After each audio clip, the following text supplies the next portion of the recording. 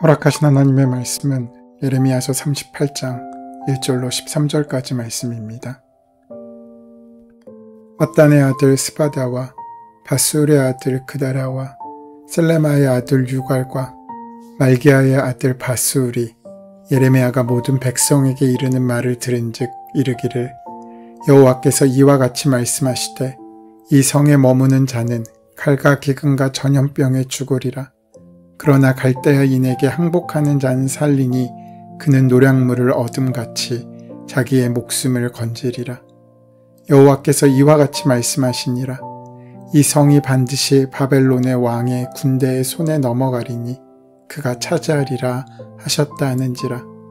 이에 그 고관들이 왕께 아뢰되, 이 사람이 백성의 평안을 구하지 아니하고 재난을 구하오니 청하건대 이 사람을 죽이소서. 그가 이같이 말하여 이 성에 남은 군사의 손과 모든 백성의 손을 약하게 하나이다. 시드기야 왕이 이르되, 보라, 그가 너희 손 안에 있느니라. 왕은 조금도 너희를 거스릴 수 없느니라 하는지라.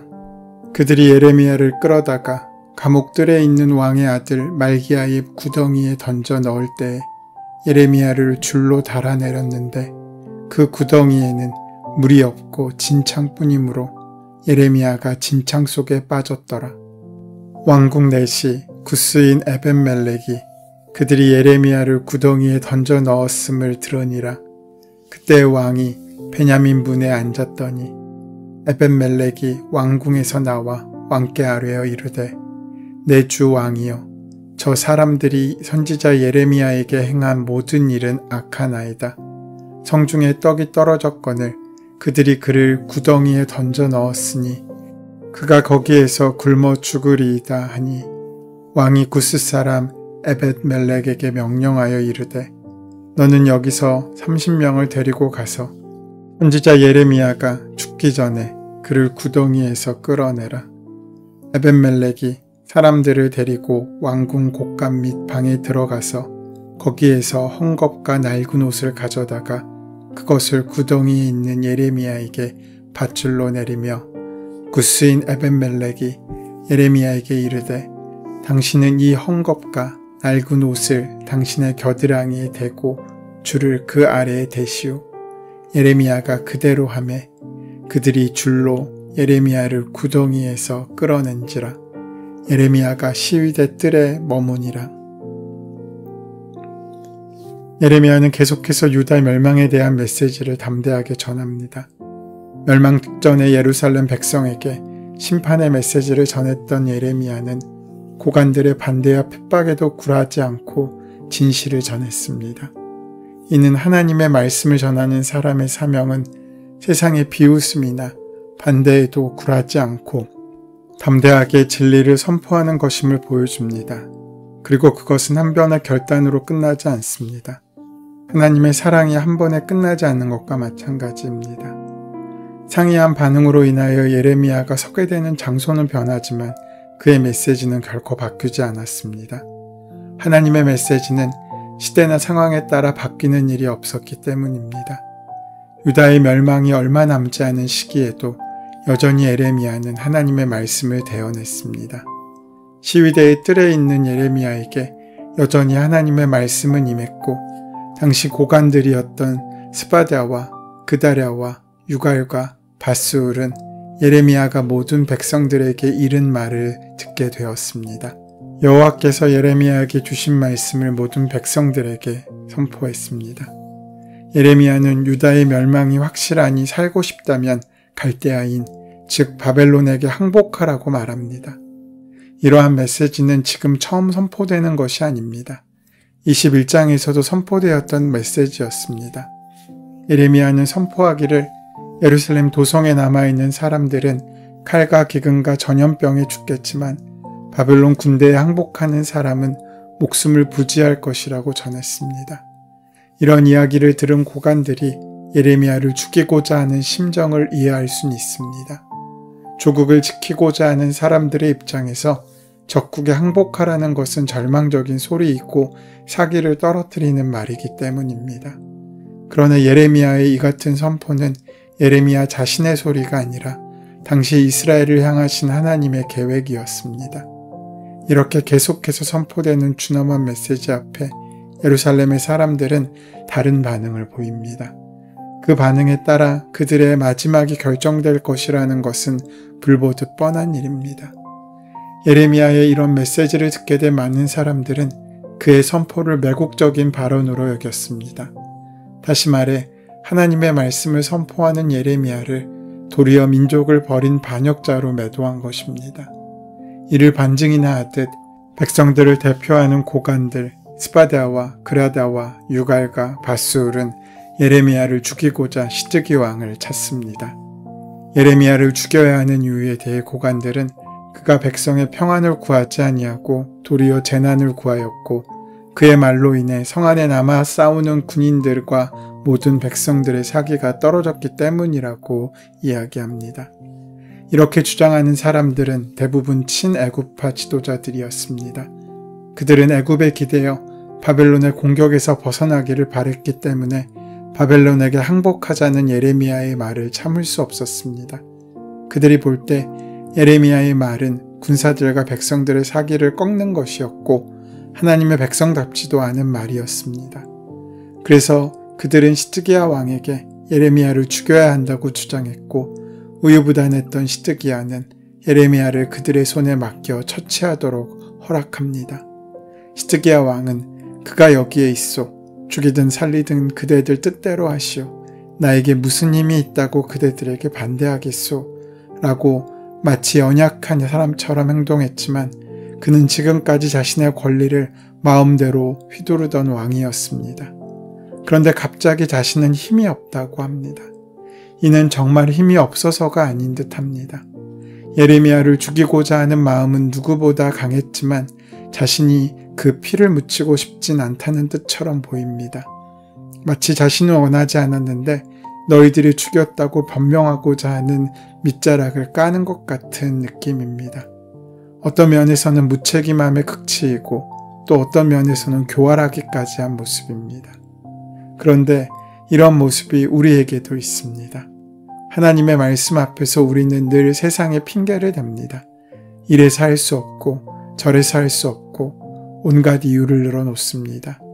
심지어 나는 하고 싶은데 남들 때문에 못한다는 말도 서슴없이 합니다.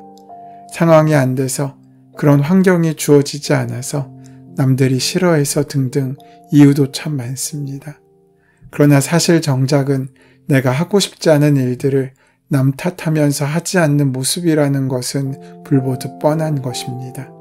시드기야 왕은 하나님의 말씀보다 고관들의 뜻에도 관심을 가졌습니다.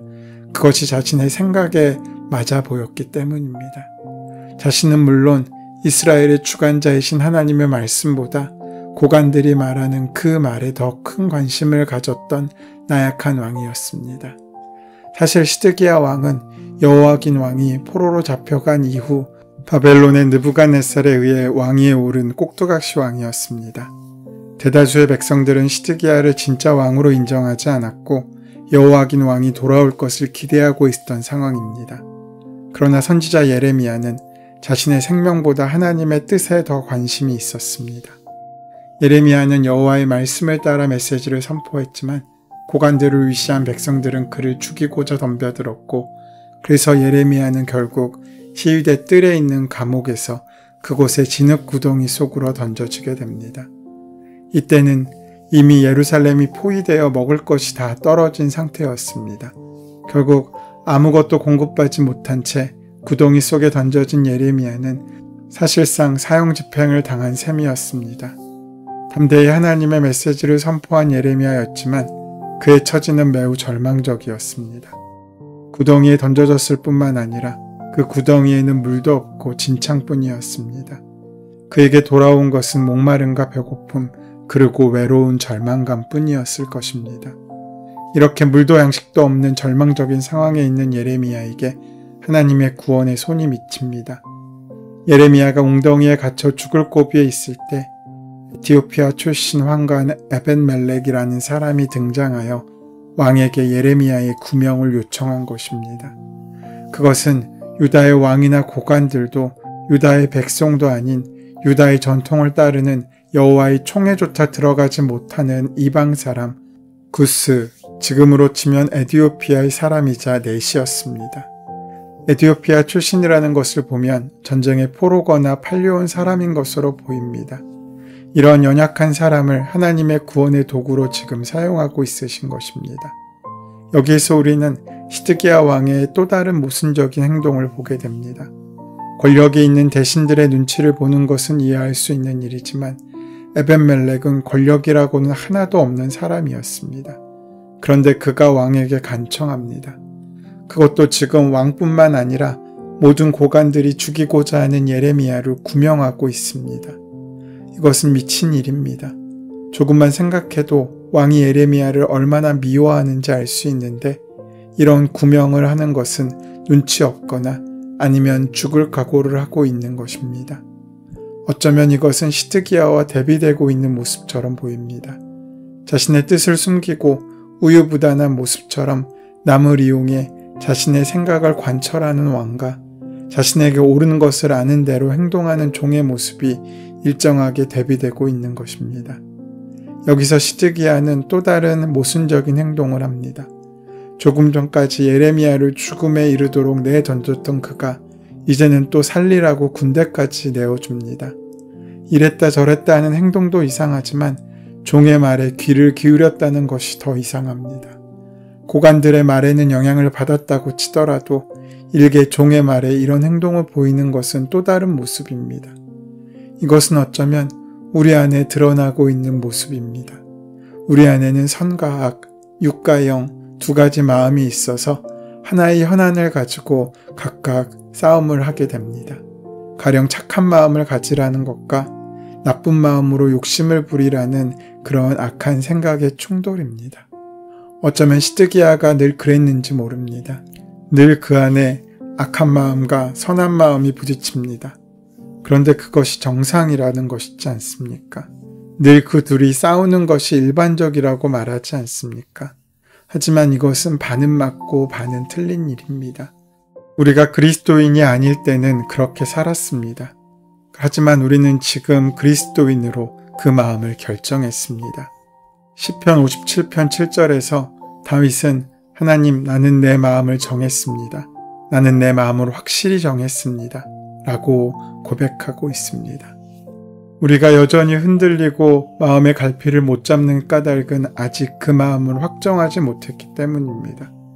마음을 정하지 않으면 우리는 늘 둘 가운데서 헤맵니다. 늘 우유부단한 모습으로 사건과 사건마다 우리의 반응은 왔다 갔다 하기 일쑤입니다.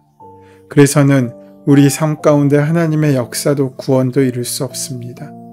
오늘 본문은 에벤멜렉을 통한 구원의 과정에 대하여 매우 디테일하게 기록하고 있습니다. 사실 구덩이에 빠져있는 사람을 구출하기 위해서는 밧줄만 챙겨도 충분합니다. 그럼에도 불구하고 에벤멜렉은 왕궁 곳간 및 방까지 가서 헝겊과 낡은 옷을 챙겨가지고 가는 수고를 마다하지 않았습니다. 그는 구덩이 속에 있는 예레미야에게 먼저 헝겊과 낡은 옷으로 밧줄이 닿게 되는 겨드랑이를 대고 밧줄을 덧대라고 말합니다. 그것은 예레미야가 다치지 않고 안전하게 구출될 수 있도록 배려하고 있는 것입니다. 그는 이 일로 인하여 유다의 멸망에서도 구원받게 될 것이라는 약속을 39장에서 받게 됩니다. 세상을 살아가고 있는 그리스도인들은 삶이 그러할 수 있습니다. 하나님의 명령을 따라 살았지만 도리어 공경에 빠질 수도 있습니다. 또한 피해를 입을 수도 있습니다. 그러나 그렇다고 두려워 뒤로 물러설 필요는 없습니다. 구스 사람이자 넷이었던 에벳멜렉이 헝겊과 낡은 옷으로 세심하게 구원의 손길을 뻗었던 것 같이 공경 속에 있는 우리를 위해 하나님께서는 섬세한 도움의 손길로 구원의 밧줄을 내려주고 있으시기 때문입니다. 사랑하는 여러분, 그러하기 위하여 먼저 우리의 마음이 확정되어야 합니다. 바른 목표, 바른 방향을 향하여 나아갈 수 있어야 합니다. 우리는 세상과 주님 사이에 헤매는 존재가 되면 안 됩니다. 이미 우리는 하나님으로 마음을 확정한 사람들이지 않습니까? 그 마음을 잘 지켜 어떠한 상황과 형편 속에서도 주님과 천국을 향한 귀한 길을 잃지 않는 여정으로 살아가는 복된 하루가 되시기를 소원하고 축원합니다. 은혜의 주님, 진리를 행함으로 어려움을 만난다고 할지라도 우리의 삶의 자리를 포기하지 않게 하시고 도리어 기쁨으로 담대히 나아가 하나님의 은혜로 살아가는 인생 되게 하여 주시옵소서. 예수님의 이름으로 기도드립니다. 아멘. 이제 오늘 이 아침 우리에게 허락하신 오늘 본문의 말씀이 지금 나에게 말씀하신 하나님의 음성으로 만나지기 위하여 본문의 말씀을 깊이 묵상하시고 함께 기도하는 시간 가지도록 하겠습니다. 함께 기도합니다.